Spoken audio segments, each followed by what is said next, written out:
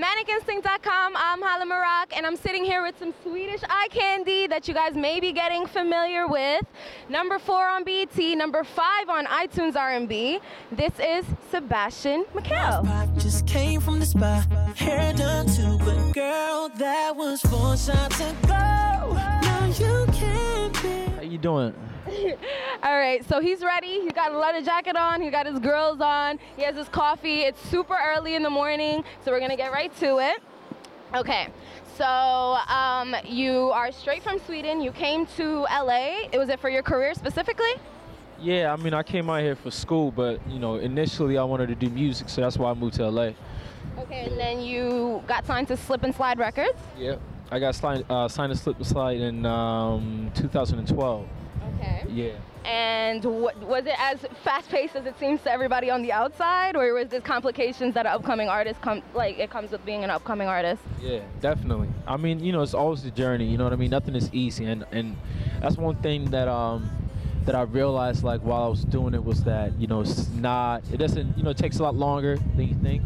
You know what I mean? It's not as easy as you may think. You know, but, you know, obviously you don't want to show all the problems and all that type of stuff. You gotta make it look easy. You gotta make it look easy. But, you know, but at the same time, you know what I mean, I would definitely want to inspire other people and kind of like show other people too, like, you know, what it takes and, like, you know, what it really is and, you know, that type of stuff. You know what I mean? Okay.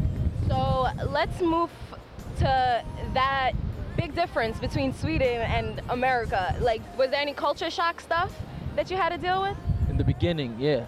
In the beginning, it was definitely like, it was weird because, you know, I came to Hollywood, and Hollywood wasn't really what I expected. You know, I thought it was gonna be glamorous and all, you know, and I came to Hollywood, and I looked around, I was like, this is a little dope. Yeah. But, you know, I enjoy staying there, you know what I mean? I thought it was dope, and I have a lot of family out there still, so, yeah. So, all right, a lot of people don't know this, and I learned this recently from a little kid. There's a lot of sneakerheads in Sweden. Okay. Would you consider yourself in that category, sneakerhead, hypebeast? Because you do have a specific style to you. Wait, I don't know if I'm a sneakerhead, really. You know, I'm not, like, honestly, like, when it comes to, like, Jordans, for example, like, I got into Jordans when I moved here. Like, I've only owned like 2 pairs. You know what I mean? So I don't consider myself a sneakerhead. Like, I'm not crazy about that. But I do know in Sweden there's a lot of people, like a lot of sneakerheads, and they're like into that whole culture. It wasn't really like that when I was growing up. It got like that later on. You know what I mean? But you know, it's cool. Yeah. So let's get to the music. You, like I said, where I was introduced to you was the song with Wale, and now you have your single Forever. Any upcoming projects that you want to let us know about?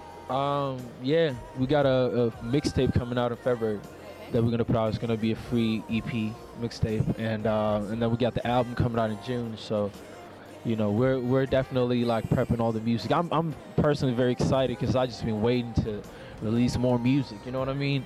And I think that the mixtape is really gonna, I think people are really gonna like it. You know what I mean? And obviously the album is something I've been working for a minute, and that's like, you know, I consider it a great body of work. You know what I mean? That I can't wait to put out. So it's gonna be dope. So listening to your music, it's kind of like an R&B, pop-ish. You have a little rock to it.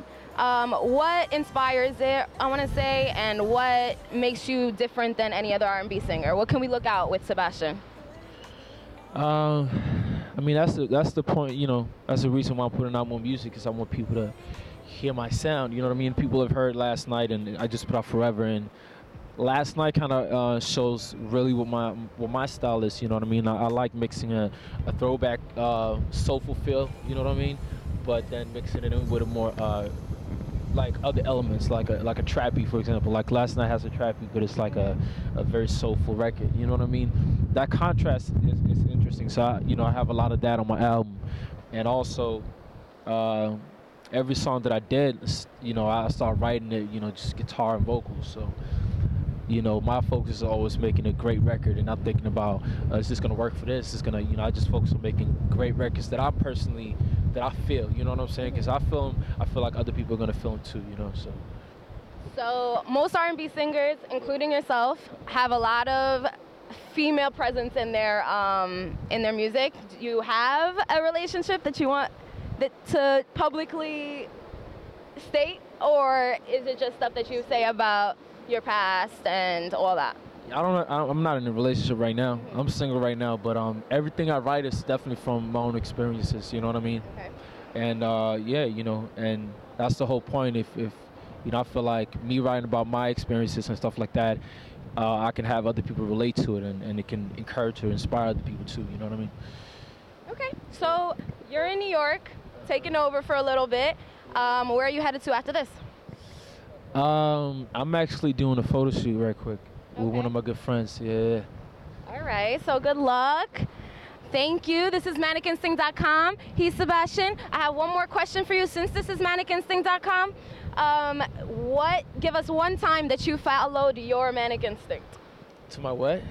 Give us one time that you followed your Manic Instinct. Manic is crazy, and instinct, everybody has one. I always do that.